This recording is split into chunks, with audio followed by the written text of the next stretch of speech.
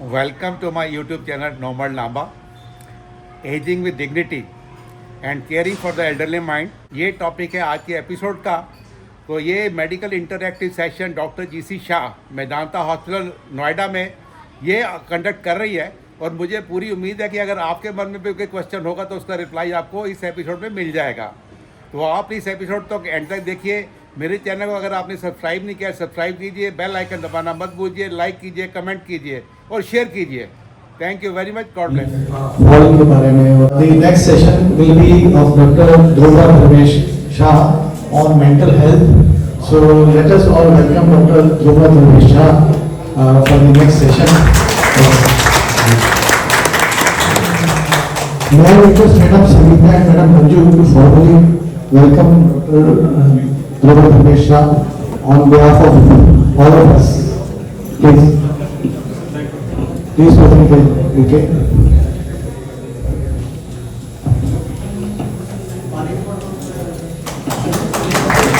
Thank you very much. Thank you. कि आपको कभी मेरे पास आने की जरूरत है जब तक सर है यहाँ पे, क्योंकि वही सब पेशेंट का स्ट्रेस इतना कम कर देते कि I don't think I will be needed, but still today I will be covering the topic of ageing with dignity. आप सब लोग यहाँ पे इतने साल की सर्विस से आए हुए हैं, रिटायर होके आए हुए हैं, अपनी एक लाइफ बनाई, एक परिवार बनाया, फिर हुआ कि बच्चे कहीं बाहर चले गए, अब्रॉड चले गए, और फिर आप हो सकता है कि आप लोग माइग्रेट हुए हो आपके होम टाउन से, तो परिवार भी कहीं पीछे छूट गया और आज अभी आप कुछ प्रॉब्लम से जूझ रहे हो।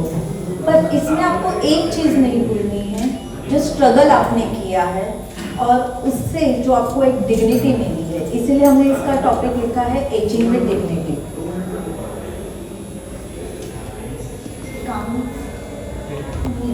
एनीबडी फ्रॉम द ऑडियंस कि क्या है डिग्निटी या क्या है आपकी पहचान या क्या है आपका स्ट्रगल? कोई बताना चाहता है कि इस उम्र में आपको क्या चाहिए? शांति। शांति। यस। और yes yes yes. So first is autonomy, कि आज तक आप किसी पे डिपेंडेंट नहीं रहे हो, और मुझे नहीं लगता कि कोई भी चाहता है कि हम किसी भी तरीके से किसी के ऊपर डिपेंडेंट रहते। तो autonomy is a part of your dignity. Secondly, emotional security बहुत ज़रूरी है कि अभी मतलब इतने स्ट्रगल किए हुए हैं, कई सारे कॉम्प्रोमाइजेस किए हुए हैं, तो लाइफ के ये स्टेज पे ऐसे लगता है कि हमें समझने वाला भी कोई चाहिए, हमारे कॉम्प्रोमाइजेस, हमारे सैक्रिफाइसेस समझने वाला भी कोई चाहिए, कि हमारे बच्चे 2 मिनट बैठ के बस बात कर ले, इतना सुन ले, हमारी कहानियाँ, हमारे तजुर्बे सुन ले, तो वो ज़रूरी है। तीसरी ज़रूरी है कि निगलेक्ट और अब्यूज़ से हमें फ्रीडम चाहिए। अब्यूज़ के बारे में मैं बाद में बात करूँगी। उसके बाद opportunity for meaningful engagement. I am very happy to see कि आपने ये इनिशिएटिव लिया है, वह सब रिटायर्ड पॉपुलेशन, मैंने सुबह भी सुना कि आप राष्ट्रपति भवन के लिए भी प्लान कर रहे हैं, तो यह engaging in something meaningful rather than scrolling on the phone या चिट चैटिंग ऑन व्हाट्सएप या फिर स्टेटस ही देख रहे हैं। इसके बदले आप कुछ मीनिंगफुल एंगेजमेंट में लगे हुए हैं, तो इससे भी आपकी डिग्निटी बढ़ती है। और access to health care, we are very fortunate कि इंडिया में access to health care specially in elderly बहुत ज़्यादा अच्छा है rather than foreign countries when you have to wait for longer times for the appointments. तो healthy living के 3 pillar क्या है? एक है फिजिकल हेल्थ, जैसे सर ने बताया कि एक्सरसाइज करनी है, न्यूट्रिशन मेंटेन रखना है और ज़रूरत पड़ने पर मेडिकल केयर लेनी है। एक है मेंटल हेल्थ, जहाँ पे आपका इमोशनल वेलबींग और स्ट्रेस में जाता है, और एक है सोशल कनेक्शन। बुढ़ापा आ गया है तो अभी सिर्फ डिक्लाइन ही होने वाला है, तो ऐसा नहीं होता। इफ दिस 3 आर मेंटेन, तो I am sure you are proceeding to the growth. तो ये टॉपिक क्यों मैटर करता है? हम बोलते हैं कि जिंदगी बड़ी होनी चाहिए, लंबी नहीं होनी चाहिए, तो क्यों? तो जो आप स्टैटिस्टिक्स देखोगे तो ओल्ड एज डिपेंडेंसी रेशियो बढ़ता जा रहा है, क्योंकि हेल्थ केयर एडवांस होती जा रही है, लाइफ कि एक्सपेक्टेंसी बढ़ती जा रही है। पहले लोग 60s में एक्सपायर होते थे, अभी 70s 80s तक जी रहे हैं। तो जैसे ही आप थोड़े थोड़े आगे बढ़ोगे, मशीन है, थोड़ा तो खराबी होगी ही, तो सपोर्ट लगेगा आपको उस टाइम पे, तो आप डिपेंडेंट हो जाते हो और ये रेशो मतलब थ्रू आउट द वर्ल्ड बढ़ता ही जा रहा है। अगर हम सिर्फ इंडिया की ही बात करें तो स्टैटिस्टिक्स ये बताता है कि वैसे तो 4 मिलियन लोग 60 प्लस है इंडिया में अभी, और कोई भी मेंटल हेल्थ डिसऑर्डर होने का चांस है 15%, मतलब 100 में से 15 लोगों को लाइफ टाइम में एल्डरली एज में मेंटल हेल्थ डिसऑर्डर हो सकती है। उसमें जो डिप्रेशन के बारे में हम सुनते हैं तो डिप्रेशन का प्रेवलेंस है 3.5%, पर ये वो केसेस है जो डॉक्टर के पास आते हैं। जब आप कम्युनिटी में जाके रिसर्च करते हो तो इसका परसेंटेज 10 टाइम्स बढ़ जाता है, विच गोज अप टू 34%। तो अगर 90% लोग अनडायग्नोस्ड पाए गए हैं, तो these are there, these problems are there. You are not alone if anybody is facing the problem, but they are unrecognized because of the stigma and unawareness. कई बार लोगों को समझता ही नहीं है कि हमें ऐसी कोई प्रॉब्लम है। तो ब्रेन के साथ क्या होता है विद द टाइम, तो एक तो प्रोसेसिंग स्पीड जो होती है ब्रेन की वो थोड़ी कम हो जाती है, हम थोड़ा सा फॉरगेटफुल हो जाते हैं specially about day to day activities. तीसरा कि हम मल्टीटास्किंग नहीं कर पाते क्योंकि वो फ्लेक्सिबिलिटी थोड़ी सी कम होती है। और बट जो इमोशनल रेगुलेशन है, आप मानते हो कि अभी कोई प्रॉब्लम आती है तो आपके बच्चे आपके पास आते होंगे, तब आप बोलते होंगे कि मेरे 30s में अगर मुझे ऐसा होता तो हो सकता था कि मैं डर जाता, but when you are in your 60s आप बोलोगे कोई बड़ी बात नहीं है, तो आपका इमोशनल रेगुलेशन इम्प्रूव होता है। तो नॉर्मल एजिंग स्पीड को अफेक्ट करती है पर आपके विजडम और इंटेलिजेंस को नहीं अफेक्ट करती, उसको तो बल्कि बढ़ाती ही है। तो आपके इमोशनल नीड्स क्या है ये हम जानते हैं। एक है respect, belongingness, the purpose, autonomy and love and connection. ये 5 पिलर्स है कि जिसपे आपकी इमोशनल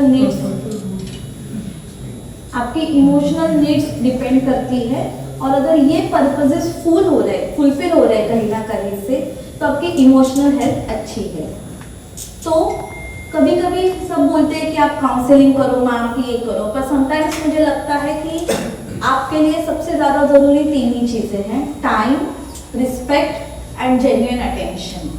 कि कोई 2 मिनट आके बैठे, हमारे तजुर्बे सुने, हमने ज़िंदगी में क्या किया है, कैसे हासिल किया है, कैसे मुश्किलें पार की है, वो कोई सुने। तो कभी कभी लोग बोलते हैं कि आप बातें ही करने लग जाते हैं सब बैठ के, पर उसमें कई सारे आपको जिंदगी के छोटे छोटे नुस्खे मिलते हैं, जो मास्टर शेफ में बोलते हैं अमूल के नुस्खे मिलते हैं, वैसे जिंदगी के नुस्खे मिलते हैं।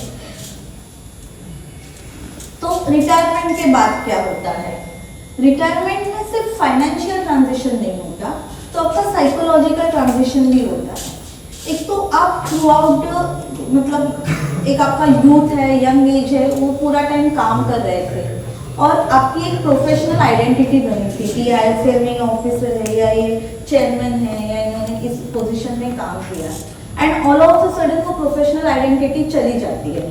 मतलब हम अभी अगर आप ISL में वापस जाओगे तो भी कम लोग हमें पहचानते हैं। पहले जो रिस्पेक्ट मिलती थी उतनी रिस्पेक्ट हो सकता है कि अभी ना मिले, पहले जितना रिकॉग्निशन मिलता था उतना ना मिले, तो प्रोफेशनल आइडेंटिटी कहीं ना कहीं लॉस हो जाती है। जब हम ऑफिस जाते थे, 9 to 5 काम करते थे, तो वो एक सेकेंड होम बन जाता था, दोस्त होते थे, लंच टाइम में उनसे बातें होती थी, और आज ऑल ऑफ अ सडन हम 2 दीवारों के बीच में लॉक हो गए हैं, और एक सोशल इंटरैक्शंस जो होते थे उसमें बहुत सारा गैप आ गया है। थर्ड, कि आपका इम्पोर्टेंस कम हुआ है ऐसे आपको लगता है। ये फाइनेंशियल फ्रीडम जब नहीं होती है तब ज़्यादा फील होता है, ऐसे हमने पाया गया है। और आपको एक फियर रहती है कि हम किसी ना किसी के ऊपर डिपेंडेंट ना हो जाए। अगर सब लोग बाहर है, बच्चे बाहर है, रिलेटिव्स बाहर है, तो हमारा ख्याल रखने वाला कौन है, और उसकी वजह से एक डिपेंडेंसी की फियर आती है। तो मैं हमेशा बोलती हूँ कि find something retire to, not to retire from. तो सब बोलते हैं कि हम रिटायर होंगे तो ये हॉबी डेवलप करेंगे, वो हॉबी परस्यू करेंगे, तो मेरी यही सलाह है कि आज से ही शुरू कीजिए। जब आप आपकी 40s में 50s में एक हॉबी डेवलप करना चालू करेंगे तो आपके पास कुछ ऐसा होगा कि जो आफ्टर 60 आफ्टर 70 आप उसको through out the day pursue कर सकते हैं। आप में से कितने लोगों को म्यूजिक सीखना अच्छा लगता है या म्यूजिक में कोई मतलब इंस्ट्रूमेंट बजाना अच्छा लगता है? ओके, कितने लोगों ने उसको अभी भी कंटिन्यू किया है and they spend, yes, so that is the purpose. Okay, तो जैसे सर ने बताया कि ये और ये दोनों कनेक्टेड रहते हैं।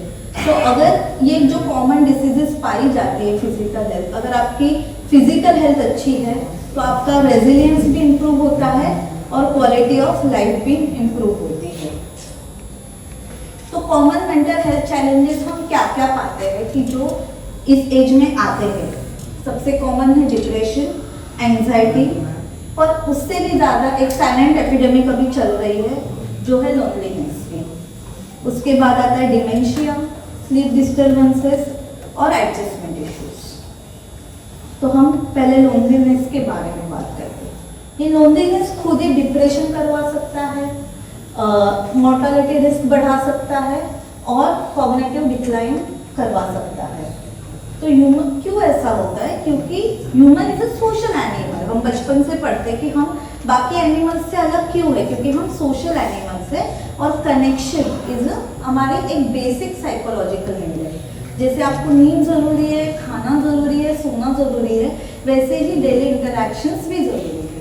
अगर वो ना रहे तो ऑब्वियसली हमारी एक नीड अनफुलफिल रहती है और उसकी वजह से हम इसका शिकार हो जाते हैं। तो डिप्रेशन मतलब क्या? 2 दिन उदास लगना, इसको हम डिप्रेशन नहीं बोलते। अगर आपको कंटिन्यूस 2 वीक से ज़्यादा उदास लग रहा हो, आपको पहले जो काम करने अच्छे लगते थे, फॉर एग्जांपल आपको बुक पढ़ना अच्छा लगता था या म्यूजिक पढ़ना अच्छा लगता था, और आज उसमें से कुछ भी करने का मन नहीं कर रहा हो, आप कम खा रहे हो या ज़्यादा खा रहे हो, आप कम सो रहे हो या ज़्यादा सो रहे हो, आप छोटी छोटी बातों पे जल्दी चिड़चिड़ाने लगे हो, ये बात आपके स्पाउसेस या आपके पार्टनर ने जो आपके साथ रहते हैं वो ज़्यादा अच्छे से बताएंगे। आपको ऐसे लगता है कि अभी मेरी कोई वर्थ नहीं है। अगर इसमें से कोई भी सिम्टम आपको लगता है तो देयर माइट बी चांसेस कि हम डिप्रेशन में जा रहे हैं। ये क्यों बता रही हूँ मैं? क्योंकि अर्ली डिटेक्शन अगर हम करते हैं तो ट्रीटमेंट भी कम समय के लिए लगती है and the quality of life also improves. तो ये लोनलीनेस के कॉजेस क्या है? न्यूक्लियर फैमिलीज ऑब्वियसली, फिर बच्चे माइग्रेट होके जाते हैं तो इसको बोलते हैं एंटी नेस्ट सिंड्रोम। जैसे एक चिड़िया होती है, वो भी अपने बच्चों को लाड पोस के पालती है करके, और एक दिन उसके बच्चे उड़ने लग जाते हैं और उसका घोंसला खाली हो जाता है। उस टाइम पे जो फीलिंग आती है उसको बोलते हैं एंटी नेस्ट सिंड्रोम। तो वो भी आजकल के एल्डरली में पाया गया है। बच्चों की लाइफस्टाइल बिजी हो गई है और एक समस्या जो हम छोटे से बड़ों तक जूझ रहे हैं वो है स्क्रीन टाइम। मतलब सब बैठे हुए हैं, डाइनिंग टेबल में भी बैठे हुए हैं, पर सब लोग हर कोई फोन को मतलब चला रहा है। कई सारे ऐसे रेस्टोरेंट्स इंडिया में भी खुल रहे हैं, पहले जापान में थे, जिसमें आपको एंट्रेंस में आपका फोन सबमिट करना है और आपको खाने समय तक फोन नहीं देखना है। अगर आपने ऐसा किया है तो आपको 10% डिस्काउंट मिलता है। तो मैं चाहती हूँ कि आप ये पॉलिसी आपके घर में भी लागू करें कि डाइनिंग टेबल पे और दूसरा बेडरूम, ये 2 जगह ऐसी होनी चाहिए जहाँ पे फोन या कोई भी डिजिटल ये एडवाइजेबल ना हो। पहले डिस्काउंट में क्या देंगे ये बताएं। घर वाले पूछेंगे ना भाई डिस्काउंट में क्या देने वाले हो? डिस्काउंट में आपको लव मिलेगा, अफेक्शन मिलेगा और फ्री में सॉल्यूशंस मिलेंगे। कुछ ऐड ऑन कहीं तो कुछ कम कीजिए। टीवी रहता था, मतलब और दूरदर्शन में सिलेक्टिव प्रोग्राम्स आते थे और सब लोग मिलके देखते थे। अभी सबकी ही फाइनेंशियल कंडीशन इतनी अच्छी हो गई है, हमने हमारे बच्चों को इतना अच्छा दे दिया कि हर बेडरूम में टीवी है और हर कोई अपने हिसाब से कुछ देखना चाहता है। तो वो जो एक छोटे छोटे जॉयज होते थे ना, मतलब सुनहरे मौके होते थे, वो हम कहीं ना कहीं मतलब मिस कर रहे हैं। तो मैं हमेशा बोलती हूँ कि पहले फैमिलीज ने टाइम्स और स्टोरीज शेयर की और आज फैमिली वाईफाई शेयर करती है पर कनेक्शन नहीं शेयर करती। तो human connection can not be replace by technology. अभी एआई आ रहा है, सब बोल रहे कि ये जाएगा, इसका जॉब जाएगा, ये जाएगा, वो जाएगा, पर जो ह्यूमन कनेक्शन है, आज भी आप चैट जीपीटी के पास जाओगे डॉक्टर या डॉक्टर के पास जाना प्रेफर करोगे। जो ये ह्यूमन टच है, जो एम्पैथेटिक टच है, वो सबको ही जरूरी है। तो मैं ये स्लाइड मैंने रखी है, आप आपके बच्चों को दिखाना कि मैं चाहती हूँ कि वो ये समझे कि you might be flawed but still you want to be included. You repeat stories because those memories are precious for you. You don't need expensive gifts. All you need is your time. And listen to me without rushing. Losing independence is frightening for me. I want to feel useful and valuable. Technology sometimes makes me feel left behind. I miss those days when we sat together and laughed. My experiences are my greatest wealth, and I fear the most is being forgotten, not I am forgetting, right? तो सब respect और attention ये सबसे ज़्यादा ज़रूरी है medical care से भी। उसके बाद फैमिली का रोल होता है, ये लोनलीनेस हम कैसे कम कर सकते हैं। तो दो रोल्स आएंगे, एक होता है फैमिली और एक होता है सोसाइटी।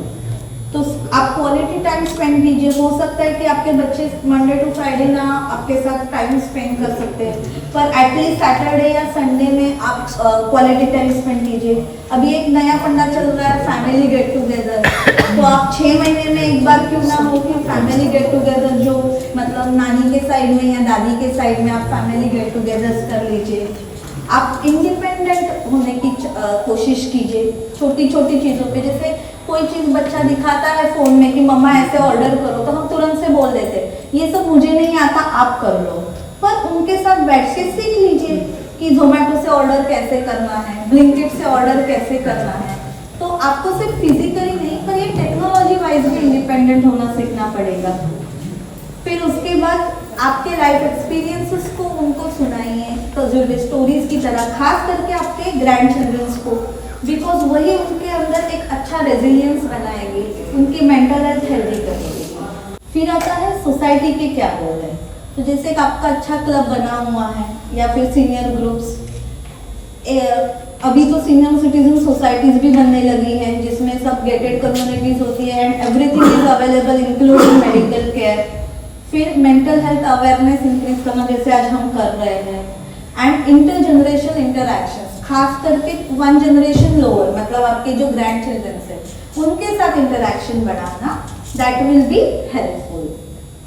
तो मैं हमेशा ऐसे मानती हूँ कि जो society how we treat our elderly reflects the value of our society.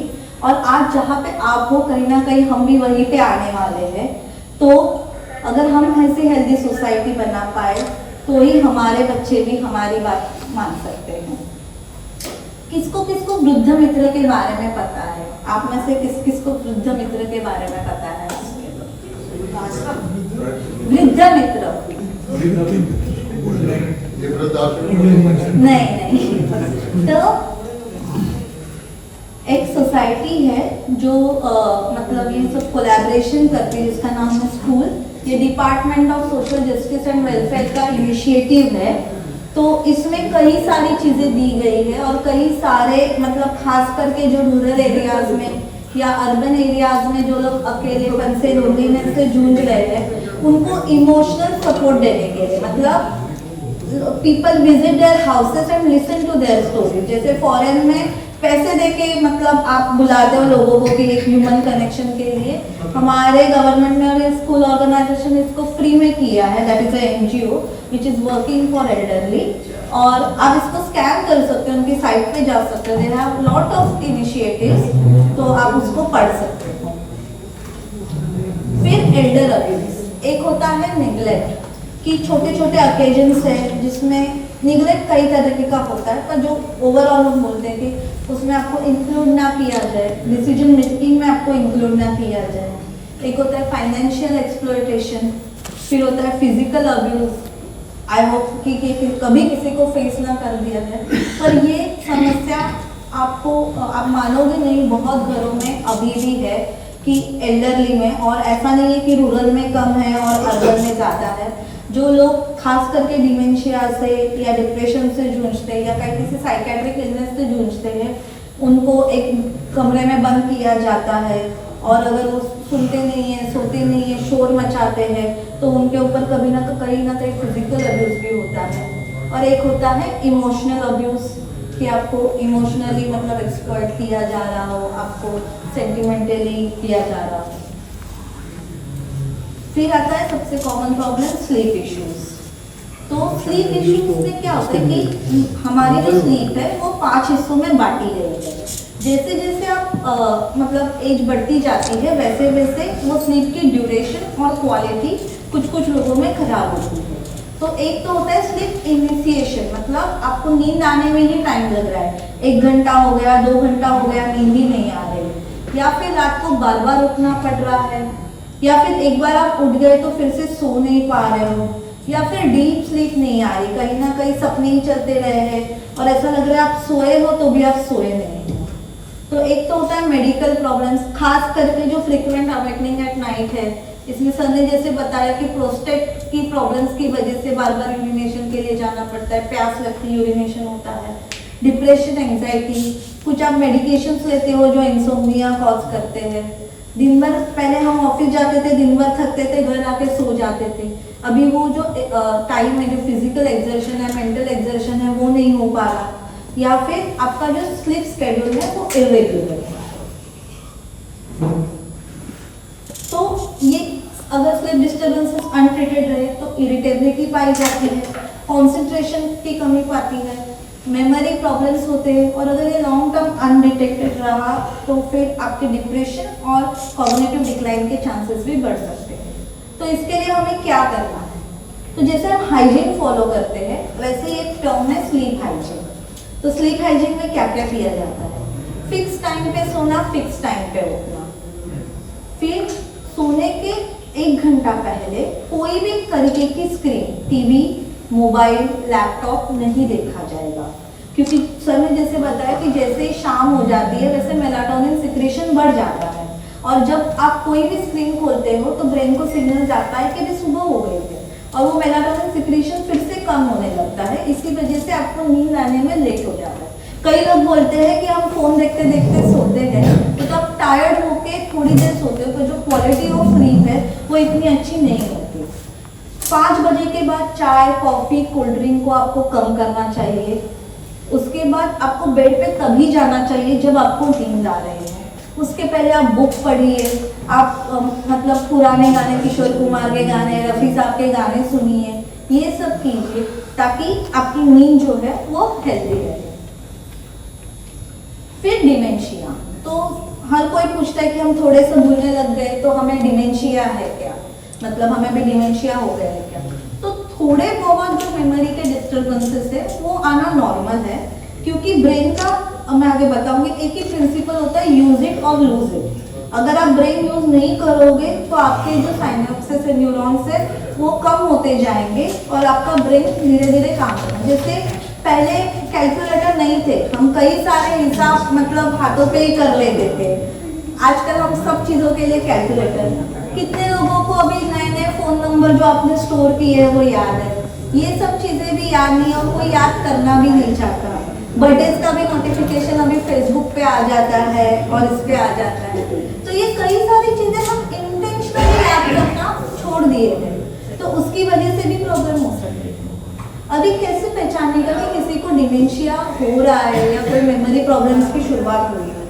तो वो रिसेंट चीज़ें भूलेंगे, जैसे डॉक्टर के पास जाते बोलते उनको तो पुराने दोस्तों के नाम भी याद है, स्कूल भी याद है, स्कूल में क्या हुआ था वो भी याद है, पर आप उनको पूछो कि आप ब्रेकफास्ट में क्या खाया था या कल डिनर में क्या किया था, अगर वो कोई भूल रहा है या एक ही क्वेश्चन बार बार पूछ रहा है ताकि उनको याद ही नहीं रहता कि उन्होंने ये चीज़ पहले पूछी हुई है, तो वही क्वेश्चन वो बार बार पूछते हैं।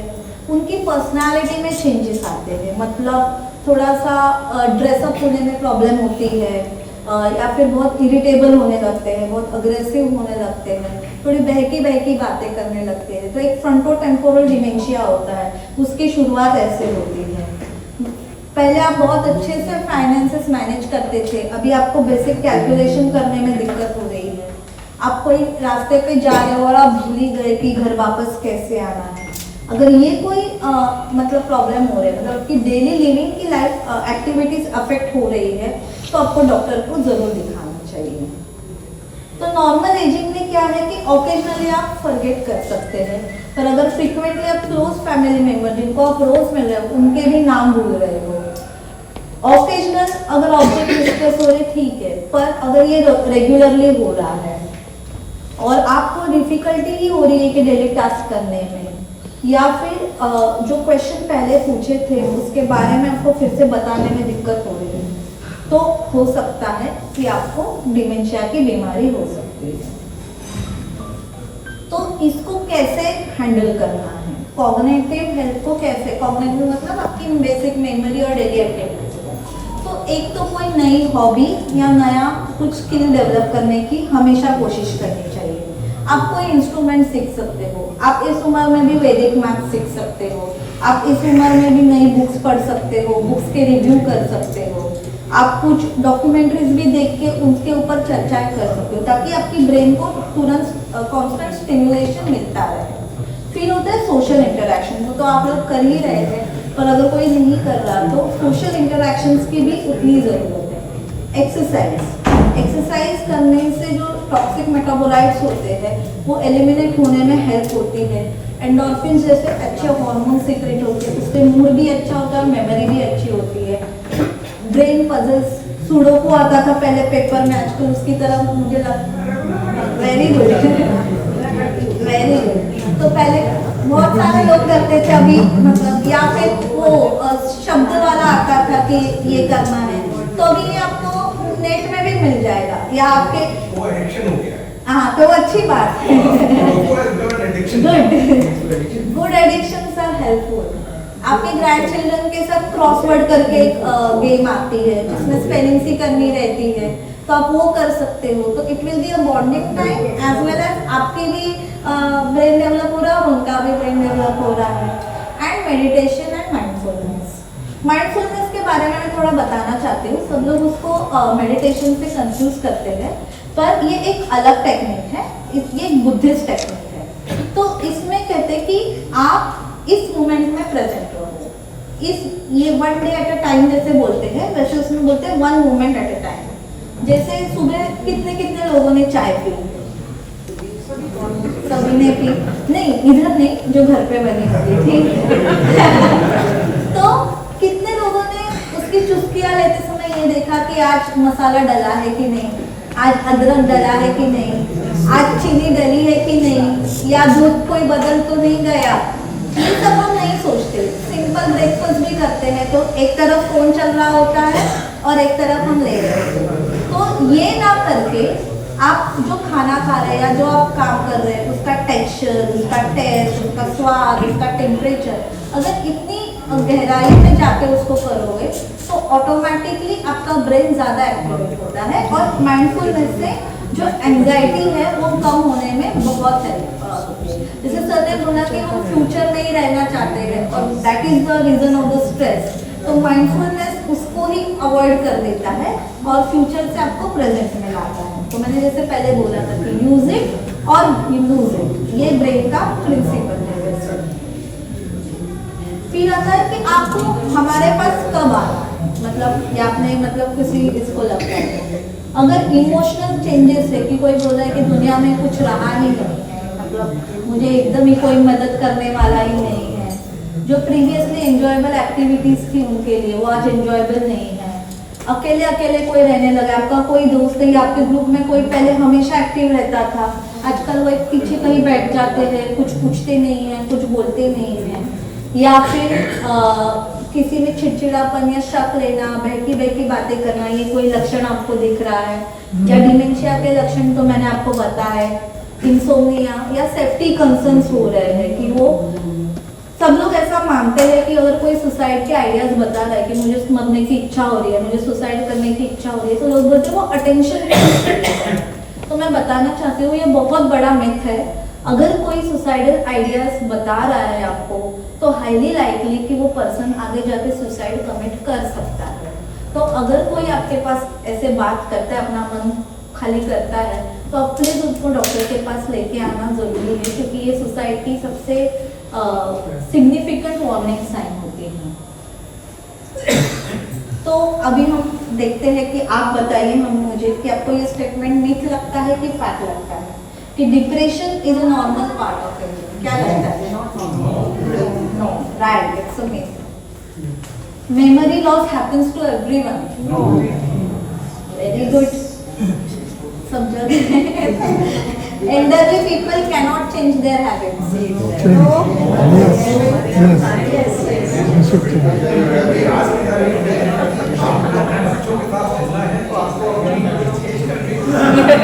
सर जो यस ये जो आपकी मैं मानती हूँ कि जो आपकी जनरेशन है ना वो गोल्डन जनरेशन है। उन्होंने जितना फास्ट टेक्नोलॉजी का डेवलपमेंट देखा है और जितना फास्ट अडॉप्ट किया है उतना किसी ने नहीं किया है। और डार्विन का एक ही प्रिंसिपल है कि जो सबसे अडॉप्टेबल होता है वो सरवाइव करता है। तो ये बात तो मैं मानती हूँ कि मतलब आप किशोर कुमार के गाने सुनते थे और अभी नेहा कक्कर के गाने अपने सुनने पड़ रहे हैं। नो ऑफेंस अगर किसी को मतलब ये है या चेंज होना है। यस, गाली पढ़ते थे और ये करते थे। वो किराने वाले शॉप के पास वो दादा के साथ भी आपके अच्छे रिलेशन थे और टीचर्स के साथ भी अच्छे रिलेशन थे बच्चों के, और फिर आप किसी पे ये ट्रस्ट करती थी वो जनरेशन। और आज की जनरेशन एकदम ही वोलेटाइल हो गई है। तो जितना आपकी जनरेशन ने अडॉप्ट किया है, मुझे नहीं लगता कि कोई जनरेशन ने इतना अडॉप्ट किया होगा। और लास्ट इज कि mental health treatment is not useful in old age. क्या लगता है आपको? Loneliness is inevitable. तो व्हाट आई से is What I feel is that loneliness is just a thought in your mind. yes, Now, as you said earlier, there are multiple stages or multiple months in one's life. It's both children, the close family, the close friends. आज की तारीख में हम शायद अपने friends के साथ में ही शेयर कर सकते हैं most of us. yes, friends के साथ में, और ये जो सोसाइटी है पॉसिबली हम जो बैठते हैं कि आज यहाँ बात कर रहे हैं 100 लोग यहाँ बैठे हुए हैं। This is one of the things which is going to eliminate the loneliness cause. पर आप ये सोचिए आपके पास तो दोस्त भी है जो आपके बच्चे और आपके बच्चों के बच्चे हैं, उनके पास शायद सोसाइटी भी ना हो कि जो इतना ये करे, हेल्प करे। आज आपके फोन पे आपके 4 दोस्त आ सकते हैं। कई बार बच्चे बोलते हैं कि मम्मा क्यों जाना है सबकी शादी में, क्यों जाना है सबके फंक्शन में, क्यों करनी है ये चीजें। पर उनको वो नहीं समझता कि उससे जो एक एफिलिएशन बनता है कि कल जाके अगर कोई मेरे मतलब जरूरत पड़ेगी तो वो इंसान खड़ा रहने वाला है। तो वो हम नहीं पाते। पहले दादा दादी के पास, नाना नानी के पास बच्चे बड़े हो जाते थे और पेरेंट्स आराम से वर्क कर सकते थे। आज वो सब चीजें है ही नहीं, तो इससे काफी इफेक्ट हो गया। Power elders, it's not medicine, it's companionship, time and respect. अगर ये तीनों हैं तो ageing becomes meaningful, not lonely. And growing old is a privilege, and growing old with dignity is a responsibility of family and society. Thank you. So this is our team of neurosciences in Medanta. If at all you need any help, we have neurologists, surgeons, and neuro